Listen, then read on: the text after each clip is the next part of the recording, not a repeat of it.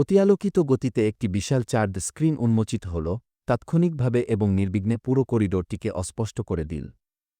এর পরপরই লোকটি দ্রুত হোলোগ্রাফিক প্রজেকশন ডিভাইসটি সক্রিয় করে, কাচের মুখোশটি টজলেট থেকে ফিরে আসার মাত্র ১ সেকেন্ড আগে করিডোরটিকে তার আসল চেহারায় ফিরিয়ে আনে।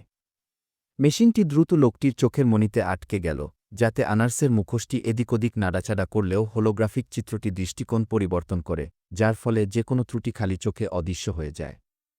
ফুবোয়ারকে বিভ্রান্ত করতে এবং নিজেকে কাজ করার সুযোগ দেওয়ার জন্য জিয়াও শুয়াই তৎক্ষণাৎ তার দৃষ্টি আকর্ষণ করার জন্য সাউন্ড ট্রান্সমিটারটি টিপলেন, তারপর দ্রুত স্ক্রিনটি তুলে সামনের দিকে স্লাইড করলেন। অন্য পক্ষ অস্বাভাবিক কিছু লক্ষ্য করেনি দেখে তারা তাদের আসল অবস্থানে ফিরে গেল।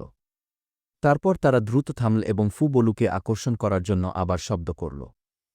তারা তাদের নির্ধারিত স্থানে অনুভূমিকভাবে সরে যাওয়ার পরেই জিয়াও শুয়াই সাবধানে নিয়ন্ত্রণ কম্পিউটারটি তুলে নিলেন।